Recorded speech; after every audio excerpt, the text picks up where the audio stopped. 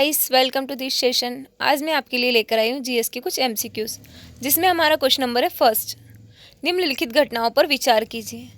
हमें इन घटनाओं को कालानुक्रमिक क्रम में जमाना है। तो फर्स्ट हमें दे रखा है, अनुशीलन समिति की स्थापना परमोथा मित्तर ने की थी। सेकेंड वाला है, वासुदेव बलवंत भड़के द्वारा रामोसी किसान सेना का संगठन। थर्ड वाला है, सावरकर और उनके भाई ने मित्र मेला का आयोजन किया। हमें इनको सही क्रम में जमाना है। इसका जो हमारा आंसर होगा वो क्या होगा, डी। इसमें हमारा सबसे पहले क्या हुआ था, हमारा जो वासुदेव बलवंत भड़के द्वारा रामोसी किसान सेना का गठन हुआ था, और वो कब हुआ था, तो वो हुआ था 1879 में। फिर हमारा दे रखा है थर्ड वाला है, सावरकर और उनके भाई ने मित्र मेला का आयोजन किया था। तो ये कब किया था, 1899 में, इसलिए ये सेकेंड स्थान पर होगा। फिर जो हमारा है, अनुशीलन समिति की स्थापना प्रमोथा मित्तर ने की थी, और ये कब की थी, 1902 में। तो इसलिए हमारा इसका आंसर होगा डी। भारत में क्रांतिकारी गतिविधियां। अनुशीलन समिति की स्थापना वर्ष 1902 में प्रमोथा मित्तर ने की थी, जिसमें जतीन्द्रनाथ बनर्जी और बरिंद्र कुमार घोष जैसे उल्लेखनीय व्यक्ति शामिल थे। महाराष्ट्र में क्रांतिकारी गतिविधियों की शुरुआत वर्ष 1879 में वासुदेव बलवंत भड़के द्वारा रामोसी किसान सेना के गठन से हुई। इसका उद्देश्य संचार लाइनों को बाधित करके और सशस्त्र विद्रोह को भड़काकर देश को अंग्रेजों के शासन से मुक्त कराना था। सावरकर और उनके भाई ने वर्ष 1899 में मित्र मेला नामक एक गुप्त संस्था का गठन किया, जिसका वर्ष 1904 में अभिनव भारत मेजनी यंग इटली के बाद में विलय हो गया। इसलिए डी आंसर होगा इसका। हमारा क्वेश्चन नंबर है सेकेंड। भारत में क्रांतिकारी गतिविधियों के संबंध में निम्नलिखित कथनों पर विचार कीजिए। हमें यहाँ पर क्रांतिकारी गतिविधियों के बारे में बताना है कितने कथन सही है। तो हमारा फर्स्ट ऑप्शन दे रखा है, मदन लाल ठिंगरा ने पुणे के प्लेइंग कमिश्नर रेड की हत्या कर दी। सेकेंड वाला है, प्रफुल्ल चाकी और खुदीराम बोस ने मुजफ्फर में जज किंग्सफोर्ड को निशाना बनाकर गाड़ी पर बम से हमला किया। थर्ड वाला है, चापेकर बंधुओं ने वर्ष 1909 में भारत के नौकरशाह कर्जन वायली की हत्या कर दी। हमें इसमें से बताना है कितने या कौन से सही है। इसका जो हमारा आंसर होगा क्या होगा, ए। इसमें केवल हमारा सेकेंड वाला सही, लेकिन जो फर्स्ट और थर्ड है वो रॉन्ग है। यहाँ पर जो हमारा फर्स्ट वाला है उसमें मदन लाल सिंह ठिकरा ने नहीं, इसमें किसने, चापेकर के जो बंधु थे दामोदर और जो एक और थे बालकृष्ण, इन दोनों ने मिलकर के प्लेइंग कमिश्नर रेड की हत्या कर दी थी। और थर्ड वाला जो हमारे यहाँ पर मदन लाल ठिंगरा ने वर्ष 1909 में भारत के नौकरशाह कर्जन वायली की हत्या कर दी थी। इसलिए जो फर्स्ट और थर्ड दोनों ही इंटरचेंज है। इसका आंसर होगा ए। भारत में क्रांतिकारी गतिविधियां 22 जून 1897 को चापेकर बंधुओं दामोदर और बालकृष्ण ने महाराष्ट्र के पुणे में ब्रिटिश अधिकारी WC रेड तथा लेफ्टिनेंट आइसर्ट की हत्या कर दी। यह घटना भारत के स्वतंत्रता संग्राम में एक महत्वपूर्ण मोड़ थी और 1857 के विद्रोह के बाद उग्र राष्ट्रवाद के शुरुआती उदाहरणों में से एक मानी जाती है। यह हत्या ब्रिटिश शासन के प्रति गहरे आक्रोश से प्रेरित थी, खासकर पुणे में विनाशकारी प्लेग प्रकोप के दौरान प्लेग आयुक्त के रूप में रेड की कठोर और अमानवीय भूमिका के कारण। इसलिए जो हमारा फर्स्ट है वो सही नहीं है। वर्ष जो 1908 में प्रफुल्ल चाकी और खुदीराम बोस ने मुजफ्फरनगर में एक विशेष रूप से कुर्श्वेत न्यायाधीश किंगफोर्ड को ले जाने वाली गाड़ी पर बम फेंका था। इसलिए जो हमारा सेकेंड है वो सही है। थर्ड है हमारा, मदन लाल ठिंगरा ने वर्ष 1909 में भारत कार्यालय के नौकरशाह कर्जन वायली की हत्या कर दी थी। इसलिए जो हमारा थर्ड है वो सही नहीं है। हमारा क्वेश्चन नंबर है थर्ड। निम्नलिखित युग्मों पर विचार कीजिए। हमें यहाँ पर कुछ साहित्य दे रखे और कुछ लेखक दे रखे। हमें इसमें से बताना है कितने सही सुमेलित हैं। फर्स्ट दे रखा है भारतीय समाजशास्त्री, इंडियन सोसाइजिस्ट। इसका दे रखा है हमें लेखक लाला लाजपत राय। सेकेंड दे रखा है वंदे मातरम, अजीत सिंह। थर्ड दे रखा है अल हिलाल, मौलाना अब्दुल कलाम। हमें इसमें से बताना है कितने या कौन से सही है।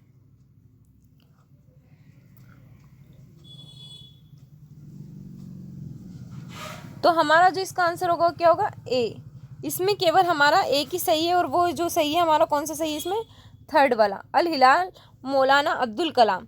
लेकिन जो हमारा फर्स्ट वाला हैगा भारतीय समाजशास्त्री, तो ये किसके द्वारा, श्याम कृष्ण जी कृष्ण के द्वारा, है ना। और सेकंड वाला है वंदे मातरम, तो वंदे मातरम जो है हमारा मैडम भिकाजी कामा के द्वारा लिखा गया था। तो इसमें से केवल हमारा थर्ड वाला सही है, इसका आंसर होगा ए। भारत में क्रांतिकारी साहित्य। 1905 में श्यामजी कृष्ण वर्मा ने इंडियन होम रूल सोसाइटी और इंडियन हाउस की स्थापना की तथा लंदन में द सोशियोलॉजिस्ट नामक एक पत्रिका निकाली, इसलिए जो हमारा फर्स्ट वाला है वो सही नहीं है। सेकेंड जो हमारा दे रखा, 1909 में मैडम भिकाजी कामा ने पेरिस और जिनेवा से अपने स्वतंत्रता संग्राम के प्रयास जारी रखते हुए वंदे मातरम पत्रिका का प्रकाशन किया, इसलिए जो सेकेंड वाला है वो भी सही नहीं है। 1912 में अल हिलाल द क्रिसेंट वर्ष 1912 में मौलाना अब्दुल कलाम आज़ाद द्वारा शुरू किया गया था, एक उर्दू समाचार पत्र था, इसलिए जो थर्ड वाला है वो सही है। लाला लाजपत राय ने पंजाबी, जिसका अर्थ वाक्य था, किसी भी कीमत पर आत्म सहायता नामक पत्रिका निकाली और अजीत सिंह भगत सिंह के चाचा ने लाहौर में उग्रवादी अंजुमन मोहिजबान ए वतन नामक पत्रिका निकाली, जिसका नाम था भारत माता। हमारा क्वेश्चन नंबर 4, निम्नलिखित में से कौन सा गदर पार्टी का सदस्य था या थे, इसमें से बताना कितने सही है। तो हमारा जो इसका आंसर होगा वो क्या होगा, डी। इसमें हमारे चारों ही सही है, लाला हरदयाल, करतार सिंह सराबा, बरकतुल्ला और भाई परमानंद, चारों ही इसके जो थे गदर पार्टी के सदस्य थे। गदर पार्टी एक क्रांतिकारी संगठन थी जिसका केंद्र सैन फ्रांसिस्को में था और गदर नामक साप्ताहिक अखबार के इर्द गिर्द संगठित थी। इसकी शाखाएं अमेरिका तट और सुदूर पूर्व के विभिन्न क्षेत्रों में फैली थी। इस पार्टी की स्थापना 1913 में हुई थी। गदर पार्टी के पीछे लाला हरदयाल, रामचंद्र, भगवान सिंह, करतार सिंह सराबा, बरकतुल्ला और भाई परमानंद जैसे लोग थे। गदरियों का उद्देश्य भारत में विद्रोह करना था। वर्ष 1914 में दो घटनाओं ने उनकी योजनाओं को बल दिया, कोमा घाटा, मारू घटना और प्रथम विश्व युद्ध की शुरुआत, इसलिए जो हमारा आंसर होगा डी। हमारा क्वेश्चन नंबर 5, होम रूल लिंग आंदोलन के संबंध में निम्नलिखित कथनों पर विचार कीजिए। हमें इसमें से बताना है कितने कथन सही है। फर्स्ट हमारा है, बम्बई वर्ष 1916 में बाल गंगाधर तिलक द्वारा स्थापित भारतीय होम रूल लिंग का मुख्यालय था। सेकेंड वाला, एनी बेसेंट ने मद्रास में अखिल भारतीय होम रूल लिंग की स्थापना की। थर्ड वाला है, वर्ष 1920 में गांधी जी ने अखिल भारतीय होम लिंग की अध्यक्षता स्वीकार कर ली। हमें इसमें से बताना है कितने या कौन से कथन सही है। इसका जो हमारा आंसर होगा क्या होगा, बी। इसमें केवल हमारे दो सही है, सेकेंड और थर्ड, लेकिन जो हमारा फर्स्ट वाला है वो रॉन्ग है। ये बम्बई में नहीं, कहाँ पर, पूना में वर्ष 1916 में बाल गंगाधर तिलक द्वारा स्थापित भारतीय होम रूल लिंग का मुख्यालय था। तो बम्बई में ना होकर कहाँ था, पूना में। होम रूल लिंग आंदोलन वर्ष 1915 की शुरुआत में एनी बेसेंट ने युद्ध के बाद भारत के लिए श्वेत उपनिवेशों की तर्ज पर स्वशासन की मांग करते हुए एक अभियान शुरू किया। उन्होंने अपने अखबारों, न्यू इंडिया और कॉमनवेल्थ तथा सार्वजनिक बैठकों एवं सम्मेलन के माध्यम से अभियान चलाया। तिलक की लिंग, तिलक ने 1916 में अपनी भारतीय होम रूल लिंग की स्थापना की। तिलक ने अपनी पहली होम रूल बैठक बेलगाम में की थी और पूना में इसका मुख्यालय स्थापित किया था, इसलिए जो हमारा फर्स्ट है वो सही नहीं है। उनकी लिंग महाराष्ट्र, बॉम्बे शहर को छोड़कर कर्नाटक, मध्य प्रांत और बरार तक सीमित थी। इसकी 6 शाखाएं थी। इसकी मांगों में स्वराज्य, भाषाई राज्यों का गठन तथा स्थानीय भाषा में शिक्षा शामिल थी। बेसेंट लिंग, एनी बेसेंट ने सितंबर 1916 में मद्रास, अब चेन्नई में अखिल भारतीय होम रूल लिंग की स्थापना की और शेष भारत, बॉम्बे शहर सहित को शामिल किया गया। इसकी 200 शाखाएं थी। तिलक की लिंग की तुलना में यह शिथिल रूप से संगठित थी और जॉर्ज अरुण डेल इसके सचिव थे। अरुण डेल के अलावा मुख्य कार्य BW वाडिया और CP रामा स्वामी अय्यर द्वारा किया जाता था, इसलिए सेकेंड वाला सही है। होम रूल आंदोलन में बाद में मोतीलाल नेहरू, जवाहरलाल नेहरू, भूलाभाई देसाई, चित्तरंजन दास, KM मुंशी, B चक्रवर्ती, सैफुद्दीन किचलू, मदन मोहन मालवीय, मोहम्मद अली जिन्ना, तेज बहादुर सरपू और लाला लाजपत राय शामिल हो गए। मोहम्मद अली जिन्ना ने बम्बई डिवीजन का नेतृत्व किया।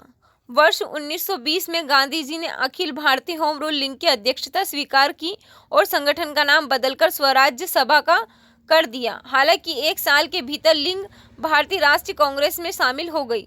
इसलिए जो हमारा थर्ड है वो सही है। हमारा क्वेश्चन नंबर 6, 1916 के लखनऊ समझौते के बारे में निम्नलिखित कथनों पर विचार कीजिए कि इसमें कौन सा गलत है। फर्स्ट दे रखा है, यह भारतीय राष्ट्रीय कॉन्फ्रेंस और अखिल भारतीय मुस्लिम लीग के बीच किया गया समझौता था।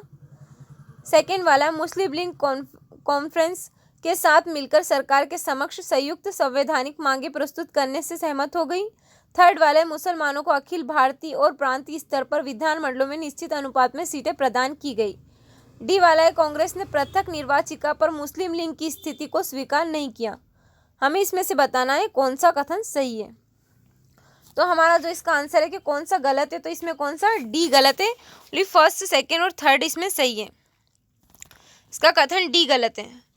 लखनऊ समझौता दिसंबर 1916 या बाल गंगाधर तिलक की अध्यक्षता वाली भारतीय राष्ट्रीय कांग्रेस और मोहम्मद अली जिन्ना के नेतृत्व वाली अखिल भारतीय मुस्लिम लीग के बीच किया गया समझौता था।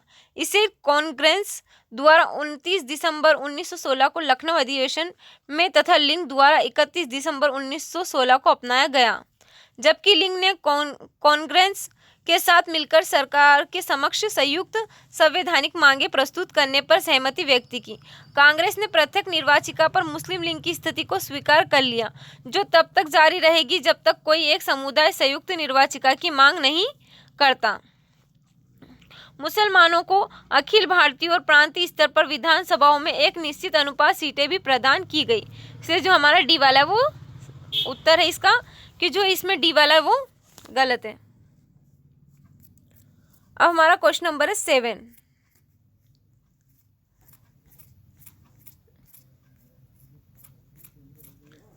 निम्नलिखित कथनों पर विचार कीजिए। कंदुकुरी वीरेशलिंगम ब्रिटिश भारत के मद्रास प्रेसिडेंसी में एक साम्राज्य सुधारक और लेखक थे। वह ब्रह्मा समाज के आदर्शों से प्रभावित थे। सेकेंड वाला, उन्हें तेलुगु पुनर्जागरण आंदोलन का जनक माना जाता है। हमें इसमें से बताना है कितने हैं, कौन से कथन सही है। इसका जो हमारा आंसर होगा क्या होगा, सी। इसमें हमारे दोनों ही सही है। कुंदुकुरी वीरेशलिंगम 16 अप्रैल 1848, 27 मई 1919 यह ब्रिटिश भारत के मद्रास प्रेसिडेंसी में एक समाज सुधारक और लेखक थे। वह ब्रह्म समाज के आदर्शों से प्रभावित थे। इसलिए फर्स्ट वाला है वो सही है। उन्हें तेलुगु पुनर्जागरण आंदोलन का जनक माना जाता है, इसलिए जो सेकेंड है वो भी सही है। वह प्रारंभिक समाज सुधारकों में से एक थे जिन्होंने महिलाओं की शिक्षा और विधवाओं पुनर्विवाह के लिए प्रोत्साहित किया, जिसका तात्कालिक समाज में समर्थन नहीं किया जाता था। उन्होंने बाल विवाह और दहेज प्रथा के खिलाफ भी लड़ाई लड़ी। उन्होंने 1874 में धोलाईस्वरम में एक स्कूल शुरू किया। उन्होंने 1887 में ब्रह्मा मंदिर का निर्माण कराया और 1908 में आंध्र प्रदेश में हितकारिणी स्कूल का निर्माण कराया। उनका उपन्यास राजशेखर चरित्रमु तेलुगु साहित्य का पहला उपन्यास माना जाता है। हमारा क्वेश्चन नंबर है 8, वीरानम झील के संदर्भ में निम्नलिखित कथनों पर विचार कीजिए। फर्स्ट ऑप्शन दे रखा है, 14 किलोमीटर लंबाई के साथ यह विश्व की सबसे लंबी मानव निर्मित झीलों में से एक मानी जाती है। सेकंड वाला, वीरानम के जल का स्रोत कोलिदम नदी के, जो कावेरी नदी की उत्तरी सहायका नदी है। थर्ड वाला, इसका निर्माण वर्ष 1907 से 1955 ईस्वी के बीच चोल राजकुमार राजादित्य चोल द्वारा किया गया था। हमें इसमें से बताना है कितने सही नहीं है। तो इसका जो हमारा आंसर होगा क्या होगा, डी। इसमें हमारे सभी ही जो है सही है। इसका आंसर होगा डी। इसमें हमारे सभी सही है, इसमें कोई भी गलत नहीं है। वीरानम झील चेन्नई के लिए एक महत्वपूर्ण जल स्रोत तमिलनाडु के कुंडाढालोर जिले में स्थित है। 14 किमी लंबाई के साथ यह विश्व की सबसे लंबी मानव निर्मित झीलों में से एक मानी जाती है, इसलिए जो फर्स्ट वाला सही है।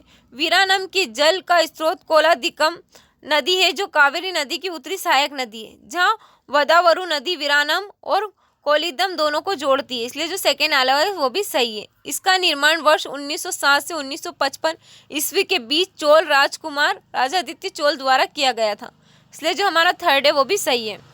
उन्होंने अपने पिता की उपाधि वी नारायण के नाम पर इस जलाशय का नाम रखा। यह कलिक के ऐतिहासिक उपन्यास पेनियन सेल्वन में शामिल है। हमारा क्वेश्चन नंबर है 9, भारत में चुनावी प्रक्रिया के संबंध में निम्नलिखित कथनों पर विचार कीजिए। हमें इसमें से बताना है कितने या कौन से सही है। फर्स्ट वाला जो इसका आंसर ऑप्शन दे रखा है हमें क्या है, आदर्श आचार संहिता एमसीसी की शुरुआत वर्ष 1960 में केरल में हुई थी।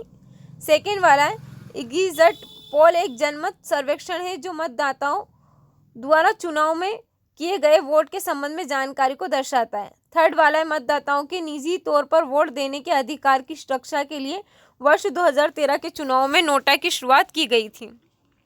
इसके हमें बताना है कौन सा है कितने सही है। तो इसका जो हमारा आंसर होगा क्या होगा, सी। इसमें हमारे तीनों ही सही है।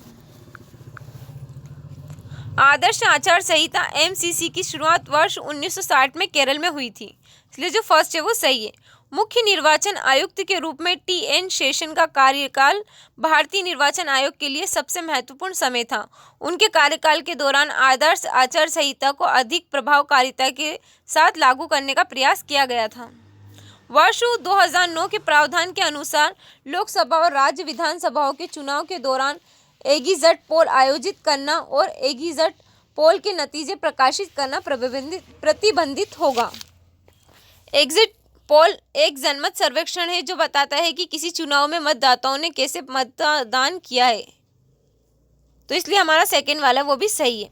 सर्वोच्च न्यायालय ने चुनाव आयोग को मत पत्रों और ईवीएम में उपरोक्त में से कोई नहीं नोटा विकल्प शामिल करने का निर्देश दिया, जिससे मतदाताओं को मत पत्र की गोपनीयता बनाए रखते हुए किसी भी उम्मीदवार को वोट देने से परहेज करने की अनुमति मिल सके। नोटा को वर्ष 2013 के चुनाव में पेश किया गया था, जिससे मतदाताओं को विवेकपूर्वक मतदान न करने का अधिकार सुनिश्चित हुआ, इसलिए जो हमारा थर्ड है वो भी सही है। हमारा आज का लास्ट क्वेश्चन है question number 10। Global forest watch GFW निम्नलिखित में से किसके द्वारा जारी किया गया था? तो हमें इसमें से बताना है किसके द्वारा जारी किया गया था। फर्स्ट ऑप्शन दे रखा है हमें संयुक्त राष्ट्र पर्यावरण कार्यक्रम। सेकेंड वाला है वैश्विक जैव विविधता सूचना सुविधा। थर्ड वाला है वैश्विक पर्यावरण सुविधा। थर्ड वाला डी वाला हमें दे रखा है वर्ल्ड रिसोर्सेज इंस्टीट्यूट। हमें इसमें से बताना है कौन सा वाला इससे संबंधित है।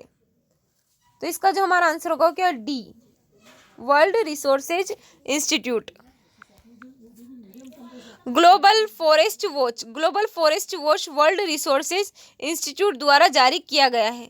ग्लोबल फॉरेस्ट वॉच निगरानी परियोजना के नवीनतम आंकड़ों से पता चला है कि भारत में वर्ष 2000 से अब तक 2.33 मिलियन हेक्टेयर वृक्ष जो है क्षेत्र नष्ट हो गए हैं। इस की जो अवधि के दौरान वृक्ष आवरण में 6% की कमी के बराबर है। जो हमारा वर्ष है 2001 और वर्ष 2022 के बीच भारत में 1.6% वृक्षों का नुकसान हुआ है, जिसका कारण वनाग्नि थी। तो इसलिए जो हमारा इसका आंसर होगा डी होगा। उम्मीद है जो आज का हमारा सेशन है वो आपको अच्छा लगा है। अगर आपको हमारा सेशन अच्छा लगा है तो आगे की अपडेट के लिए हमारे चैनल को सब्सक्राइब करें और बेल आइकन को दबाना ना भूलें। Okay, thank you so much.